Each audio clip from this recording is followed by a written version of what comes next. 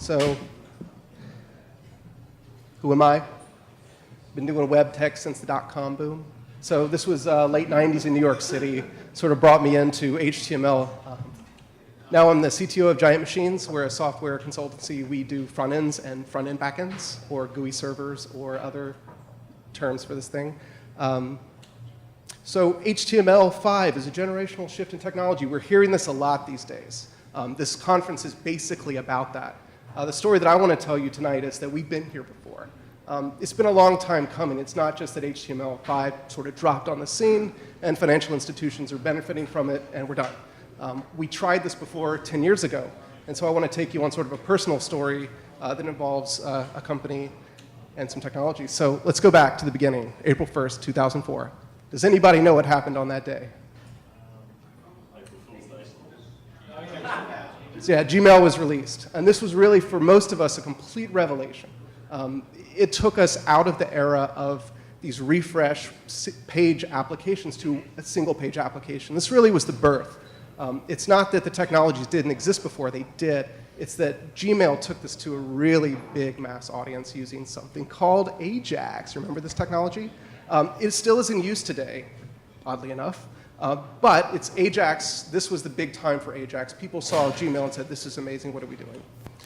So 1 year later, a company called GFI came out with a product called 4X Match, using a similar technology, but this was, to my knowledge, the first trading system for FX options, so using HTML in the capital markets. I tried to find other examples, and we're not able to. Most of it is the secrecy of financial institutions who say, we just can't tell you what we were doing at the time. So this is used with permission. So here's 4X Match. It existed. It was using a technology called Comet. And this is really Ajax in disguise, right? So this is like long polling. But at the time, it wasn't called Comet. The folks at GFI were doing long polling, just holding connections open. Basically, they said, we want to use HTML to drive these interfaces, and we need to do it in real time. And Ajax was too slow, so the FX options markets were moving quicker than Ajax, or this polling, would account for. So doing a long polling with Comet assisted in the perception of real time. Everything's great, right? We're done, right? So web apps had some issues. So there was really poor desktop integration. I know this is really strange, but I remember this from being at GFI. Traders would come up and they would say, we want our icon at the bottom, and you have an Internet Explorer icon. This was a huge deal. Just that icon was the biggest thing you can imagine. But there's other things, menuing and interaction with the operating system. The upgrade path was really poor. Most institutions at the time had Windows XP and Internet Explorer 6. It was a thing. Getting 7, 8, 9, 10 was nearly impossible, so there really wasn't any upgrade path available to developers. I just wanted to put this slide in because this was like the thing for so long, and this held a lot of people back. We're past those days of Internet Explorer hating, but this was a big moment in time. So, rich internet applications to the rescue. This was the savior, right? Like all the problems that web apps in the first wave had, we have rich internet applications that are going to come in and make it all better. Remember Silverlight? And then the Flash, Flex, oh, come on, the hisses. Mostly what we mean by rich internet applications now is the Adobe platform, because there was Java, but Java and the web start and this sort of thing was the previous generation, and Adobe really invaded this space. So there was advantages to RA. I mean, it's undeniable. So plugin ubiquity was one thing. Most people had Flash. There was like an 85% penetration. And so getting newer features of HTML and the JavaScript that runs on it was really difficult, but the Flash plugin was there. There was better cross-platform because of that. There was better desktop integration. You got lots of widgets that were native. There was an upgrade path, and there was a lot of support. So everything's great, right? We're done. Rich internet applications, let's go home. So, I mean, RIA is going sort of the way of the dinosaur. It's not that there's not RIA applications out there. It's just that, as the people in this room probably know, it's not the first choice anymore. So what's happening? Let's do another date. April 29th, 2010. Does anybody know this one?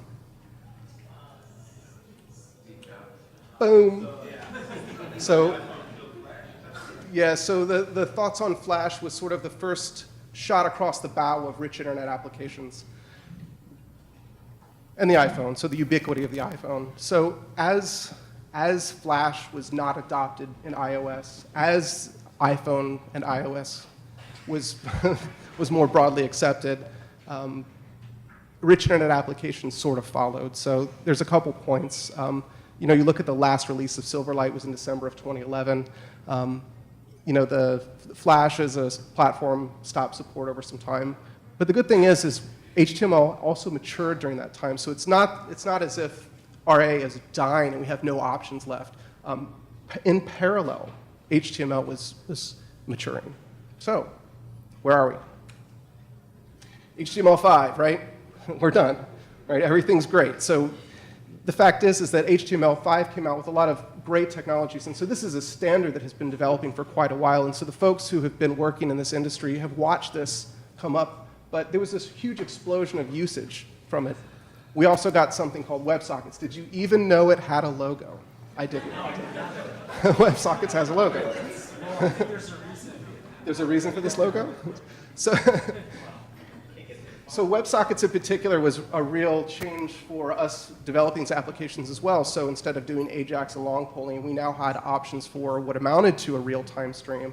We could get a lot more performant applications. There's, of course, issues with proxies chopping off headers, and we can talk about that, but that's for another talk. But some other things happened, too, and I think some of the other speakers alluded to these, and I just wanted to go over them. Facebook happened. What I love about this part is that Facebook has contributed more to the financial industry than I think that the financial industry recognizes. They pushed these technologies for a decade. So while the financial industry said, we're going with Flash, Facebook says, we've got work to do. There's stuff that we need to do to make this better. There's many other companies, as we've seen, but React was a big thing, too. It showed us how to deal with very high-performance applications. It's not that you couldn't do it before, it's just that as HTML5 was growing, the techniques and technologies for doing DOM manipulation very quickly is something that finance really needed. And so the virtual DOM and React's approach to it, some of the other technologies, Redux, has really created a shift in how these applications can be written and how they perform. So one of the last things is HTML5 containers. So I know that OpenFin's a sponsor. They help with the program. So this is not a plug for them. It's that this is a timely technology. This is exactly what the industry needed for the reasons that we went through before. So they're great. Security, controlled deployment. There's an upgrade path that we never had before. Desktop integration, right? So you're able to access things on the desktop. Native adapters, this is a big thing. Being able to speak to other systems, so assemblies in .NET, Java, these sorts of things that pre-exist, you can now integrate them into your HTML5 applications.